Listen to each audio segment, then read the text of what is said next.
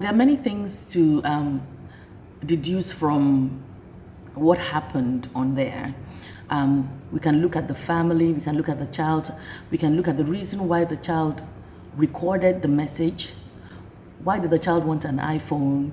What are the values in the home? There's so many things, but let me just begin by saying that when a child requests an iPhone, or according to what I've seen comments everywhere, this child, it was her birthday and they've asked her what she wanted for her birthday. So if you ask a child what they want for their birthday, they are not going to tell you that they want an admission into the most prestigious university.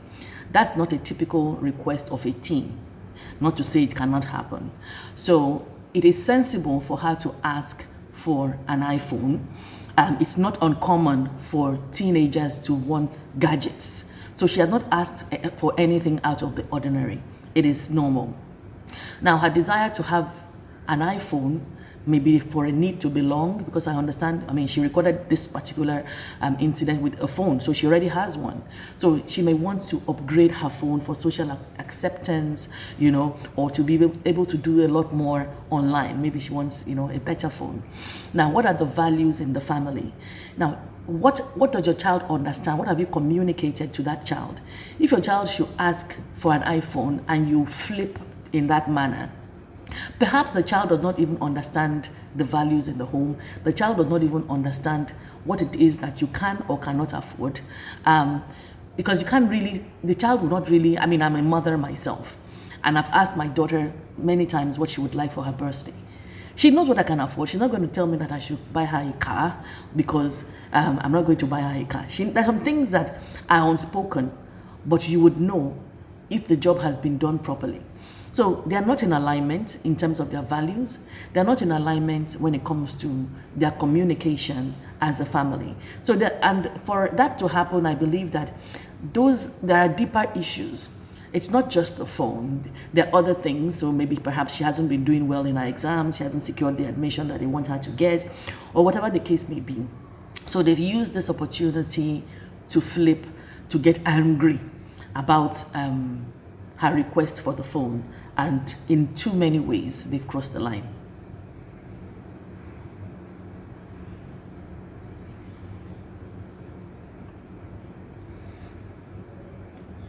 I mean, and anybody can tell that those were too much. That is extreme verbal and emotional, psychological abuse on a child. You know, it's like killing an ant with a sledgehammer. Yoruba people will say, kilagbe kiloju. I mean, what exactly have I requested that you feel the need to go all the way? And I would always say that social media is not a measure of morality, and we must be very careful. It's just opinions, and opinions are really, really cheap. Anybody has an opinion. The typical Nigerian person has been raised in a home where there's a lot of verbal abuse like that one. They are used to being beaten, and they will tell you that they turned out all right. You know, they are used to that kind of toxicity, so they think it is okay. But these effects have damaging long-term effects on children, on humans. Now, whatever it was many years ago is not what it is today. You would not have thought to ask for an iPhone in your days, but we're not living in your days. We are living in 2023. So the things have changed dramatically. So we can't really compare what happened then to what happened now. So yes, the parents were really emotionally charged. They lacked emotional regulation.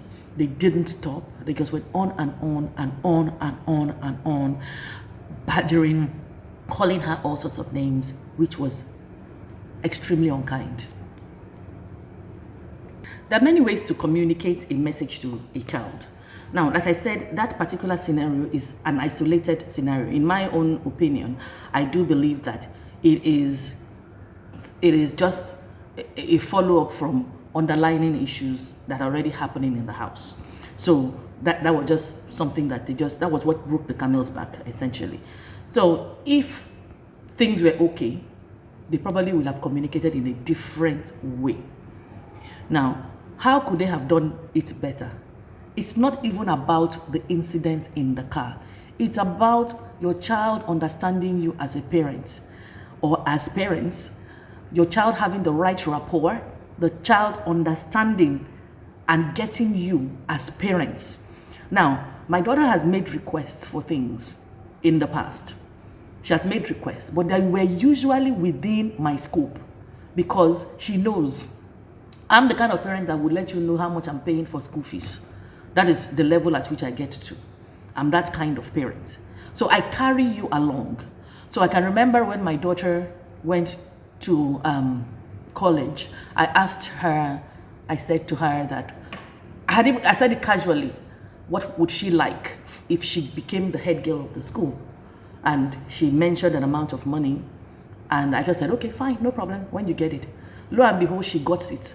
And when she came back I had forgotten about it. And when she told me that this is what I want, and I saw that it was a huge amount of money, I had to pay it because I had already committed to that kind of thing. Now, fast forward a couple of months later, we went on holiday and we had spent quite a number spent a large amount of money. I told her immediately that as soon as we get to Nigeria, we are pulling the brakes. I need to recuperate from the spend. I spoke to her a few weeks later. She was telling me that she had bought a present for her friend and she had been saving for it. I said, why didn't you ask me for the money for your friend's present? She said, yeah, Mom, because you already said that you were recuperating and I know that you've already spent a lot of money. So I'm giving that practical example to say that you carry your children along. Let them know the reality of what is happening. A birthday present is usually a luxury. It's not a necessity. Children don't need birthday presents. So if you request if you ask them what they want, they will not ask you that they want to be reading. A typical child will not ask you that they want to do anything that is serious or academic. It would typically be luxury goods or holidays or trips or going out, just fun things. So what she has asked for is not out of line.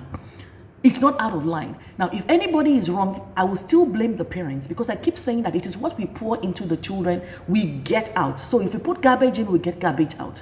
So at the end of the day, I'm not saying that the child was 100% correct in everything that she did. Well, my own challenge with her was more of posting on social media. But still, whatever she requested of her parents, it is because they are not in alignment. They're not in sync in any way as a family.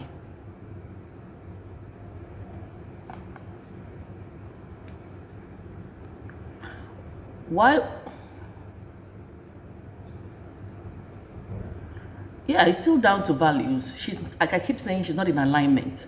Now, why would a typical teen post something like that on social media? They're looking for acceptance. They're looking for people's reaction because she knows that what they're saying is wrong. She's not stupid. She knows that even if she's out of line, sometimes they will tell you that, if somebody is abusive, for example, and gets beaten, you look at that scenario and you say you deserve it or you don't deserve it. Now, she may have been wrong, but your response to her was so much that you now looked like the people that were wrong. Do you understand what I'm saying? The parents now look like they are wrong. So she wanted the world to see and hear what was going on in her home because you will get social media validation in one capacity or the other. Your friends will cheer you on. Your friends will tell you your parents are not woke. Your friends will condemn your parents and you will feel some kind of acceptance because you don't feel accepted in the home. So she was unconsciously or consciously looking for some kind of validation. The same way they post pictures online and they're looking for likes. If they don't get likes, they get depressed. So it's pretty much the same thing that if they're not accepting me at home, if they're saying all this sort of thing to me as a child, then I'm not happy. Let me tell the world, they will empower me, they will make me feel good about the situation. That is one of the strongest reasons why she would have posted that thing online. At that moment, she didn't even feel part of the family. In time, she did what she had to do. She felt she could get validation online. If the parents have transferred the spiritual, the morality and the spiritual beliefs and perspectives to her, and it has happened properly, then we won't be having this. Now, if you're even a pastor, in any capacity, a spiritual leader, should your mouth be toxic like that? Is that how Jesus would speak to a child that asks for an iPhone? So if you want to spiritualize it, let's talk about it. Was Jesus ever abusive? Does he talk about children like that? Does he talk to them? Does he judge them? Instead, Jesus said, let the children come unto me. Now, if you show that child enough love, the child will not look for love outside. The child will not be looking for social media validation. That is not how to communicate with the child. No matter what, even if she asks for an aeroplane, there are ways around it. Without judgment, without being condescending, without just making her feel less than a human being.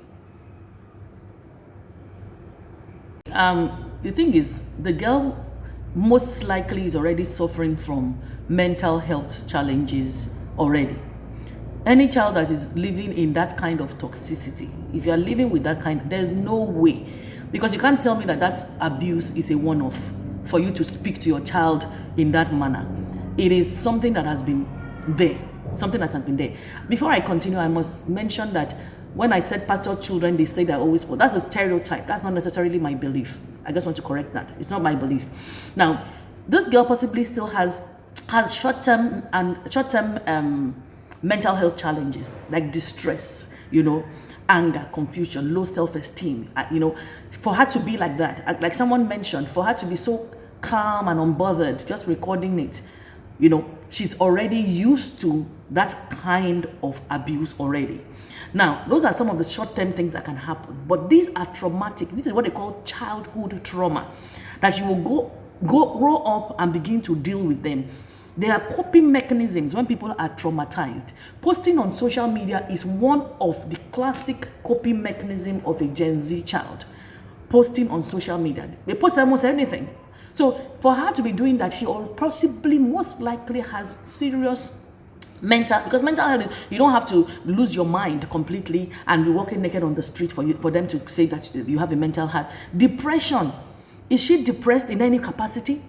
She might be having trust issues, She probably doesn't have a health. Well, she doesn't have a healthy relationship. Not even possibly. She doesn't have a healthy relationship with her parents, because if she did, she will not do that, and they themselves will not even speak to her in that manner.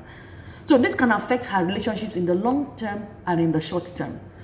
So in many ways, this mental health, I wish her good luck, because if this happened just because she requested iPhone, now that the world knows, I wonder if she still has her skin on her back at this point.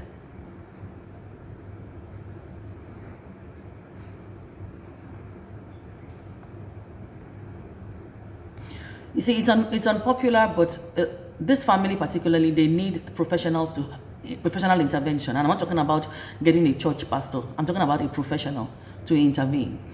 Parents need to start embracing the fact that parenting is not innate. Parenting is to be learned. They should start getting used to the fact that they need to go for parenting classes. For you to say that you have more than one child. Someone like me that has only one child, I must get it right. And I did get it right, because my child is 18 in March. So when you're already saying you have other children, you are gambling. You're already saying that you have given up on that one child.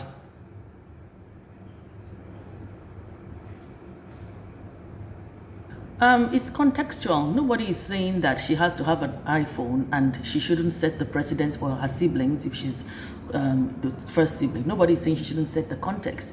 The challenge still remains in the language. Scott may be saying now that his parents did that and he's doing whatever he's doing now. But if you sit with the typical Nigerian, you would find that there's trauma.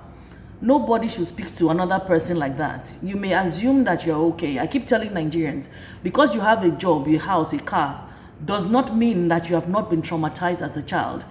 If most Nigerians have not been traumatized, why is our country in a mess? Why do we still have people drinking, causing so much harm, fraud, Yahoo, all sorts of things, even in leadership? Those are childhood traumas. They didn't wake up and become like that. Most of these Nigerian people were beaten, were abused, and that is why we are living in a toxic, abusive environment. The effects of trauma are not always physical. They're not things that you see. So speaking to her does not help her. Now, what has happened is not beyond remedy, but they must be willing to get the support. I have a child, and I correct her, but I don't correct her with beating, and I don't correct her by using abusive words, and she is successful in her own right wherever she is. So not having a phone is not the problem. Must you put someone down? Would they like to receive that kind of talking to themselves as Christians, as pastors?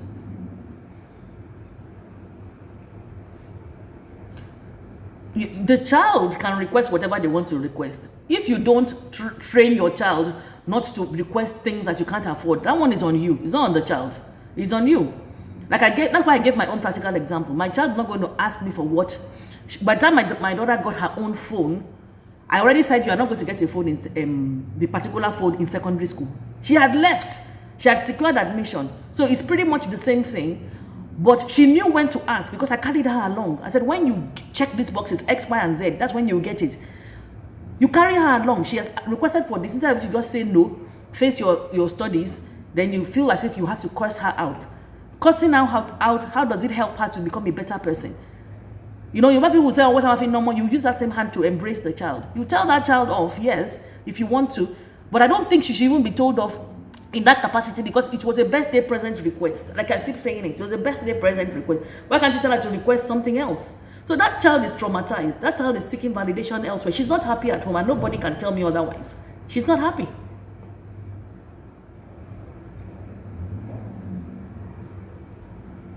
Okay, so parents need to get rid of their pride. Parents assume that they know how to parent their children. Yesterday I posted on Instagram, I said that people should stop assuming that they know what is best for their child. It's an arrogant belief and it's an arrogant statement to say that you know what is best for your child. No parent does. It's only God that knows what is best for our child. We need intervention sometimes. And parents need to understand that we live in a generation where if you don't know how to parent or you're having difficulty, you need to seek the help of a professional. Do that, number one. Now, when you ask for practical examples, a lot of people have jacked back to the UK, to the US, and other places around the world. I have people reaching out to me right up to today to asking me that my child is now believing X, Y, and Z, the beliefs that are contrary to our spiritual beliefs. The child is doing things that was exhibiting behaviors that he or she wasn't exhibiting in Nigeria, because they feel they are in a liberal environment, and I feel this child is going to be morally corrupt as a result. What can I do? So this parent is not assuming that I'm a parent and I know it all. They are already seeking the help of a professional. Parents need to know that they need to read books, they need to understand psychology. Those are basics. Stop saying you're running around looking for money to put food on the table. Those children are not asked to be brought here. You must know how to raise a child. And if you don't, you must learn how to do it. This is what I've done for over a decade. And I still read books. I still go for courses. I'm constantly learning how to raise my children. I work with children. I run a school here in Parkview Estate here. And I'm constantly learning. But parents will assume that they know. And now when there's trouble, so this girl will have been showing signs from before. For the father to come to the conclusion that she's X, Y, and Z, and all those words, I can't even use my mouth to say it. So by the time she started showing those signs, what did they do? Probably use those abusive words, beat her. And then she felt isolated. She felt the need to go on social media and express herself and find validation however she could.